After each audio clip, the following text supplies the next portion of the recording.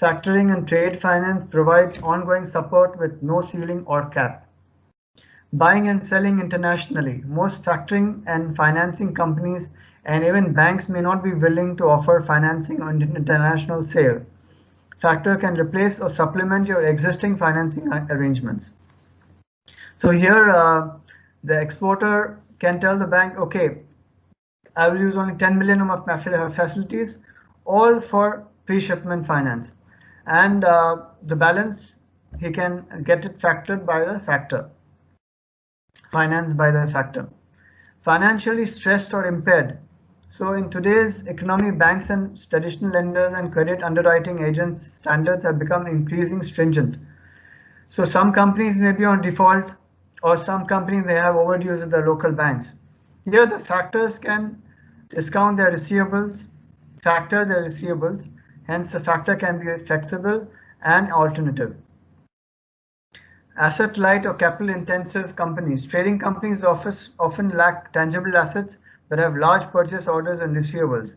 Factors leverage these receivables from working capital needed to optimize working marketplace opportunities. Benefits: turn receivables into cash within 48 hours. Tailored solutions. Factors offer scalable funding that grows your company and adapts to different conditions. Collection and reporting. Factors local experts act as an extension of a back office and perform collection, dunning and account receivables bookkeeping on your behalf. 100% credit protection. You have peace of mind as Factor monitor the creditworthiness of your customer and assume the risk of shortfall of payment due on to their solvency. Factors access to financing. Factors finance you even if you don't qualify for traditional bank services. They don't need personal guarantees. They don't need mortgages, as they primarily focus on leveraging the credit of your buyer or your client or your entire supply chain. Factoring is also an off-balance sheet transaction, as factors services are not loans for many companies. This transaction does not reflect on the balance sheet. Now, there's a very interesting transaction for solution called LC confirmation and discounting. You know, recently the government, not recently, now in April, the government decided to impose 90 to 180 days credit requirement for various importers for various items, especially steel pipes as well got affected.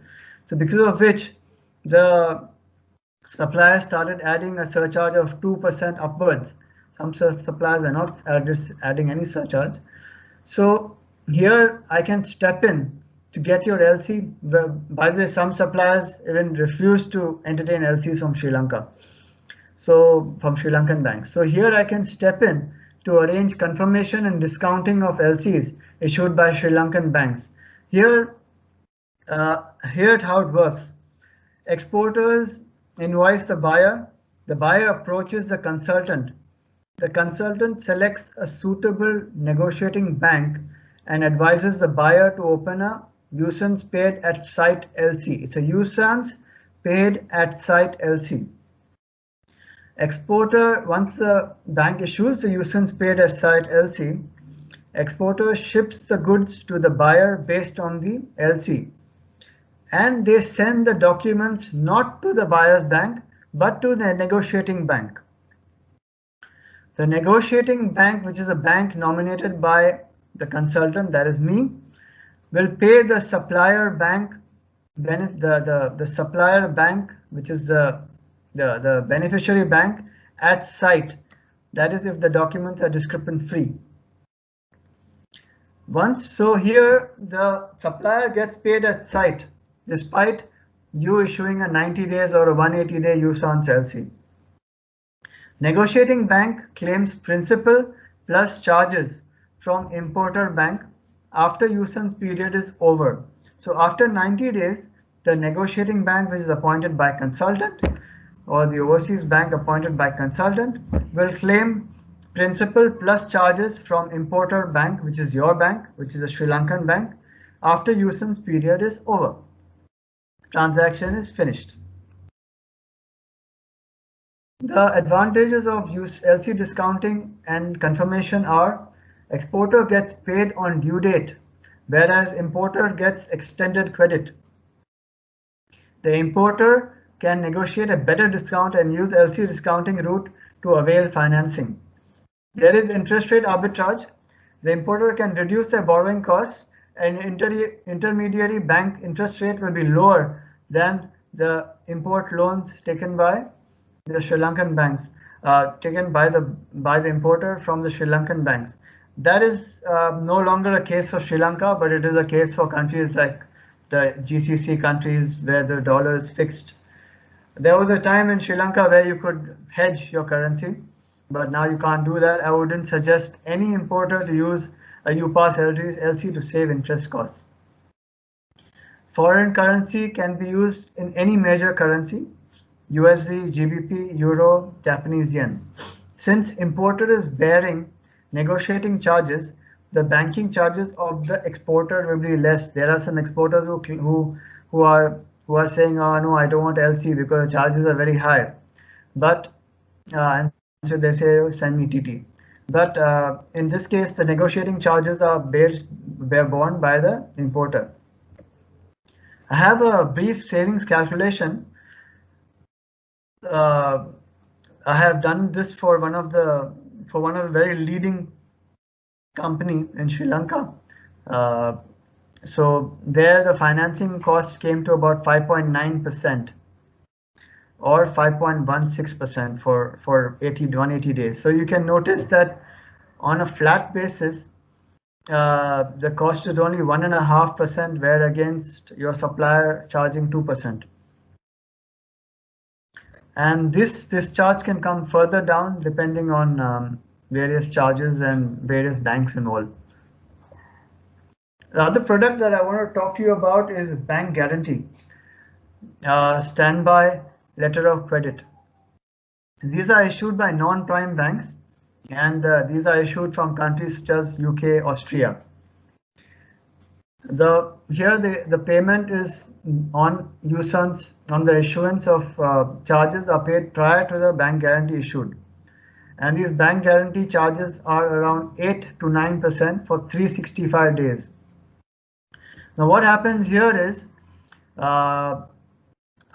we introduce the client to the service provider and disclose the requirement. For example, we are buying steel from China Steel Company, and client is importing $1 million worth of steel over the full year. Now client wants 90 days credit from China Steel Company, and China Steel Company says, I can't give you clean credit, I need a bank guarantee so I can secure myself in case of a default. So what will happen here is client will say, I need to buy $1 million worth of steel from China Steel. China Steel gives a sales agreement, and we will provide this to the service provider. Service provider will check whether this client is creditworthy and ask for a supply agreement, and NDA is signed off. Draft SBLC is issued, and client will get its supply approved by supplier. So China Steel will say that this SBLC is okay with me and my bank. An authorized indemnity bond and check will be provided and couriered to the service provider, and compliance requirements of the bank as per banking norms, including KYC, to make sure there's no money laundering or no sanctioned countries involved or sanctioned banks or companies involved. As bank draft is approved by supplier, client pays the bank charges of the BG value to service provider designated account. Now, since this is $1 million and say your credit period is 90 days, so this $1 million is rotated 4 times. So a bank guarantee of $250,000 is issued. This is very critical that your supplier and supplier bank approves the bank guarantee, because if in case the guarantee is issued, you're not getting your charges back. Once payment is received, bank guarantee will be issued in 7 to 10 banking days, and provider furnishes bank guarantee copy for tracing. Once the bank guarantee is issued and received by a beneficiary bank, the deal is closed. In case the issuer cannot issue a bank guarantee within the same 7 to 10 days, then the bank charges are reversed and sent back to the account of the client. That's all from me. Thank you for your time. I think I've overstepped it. There's a lot to talk about. I could talk more, but I try to be as fast as possible. Thank you, everyone.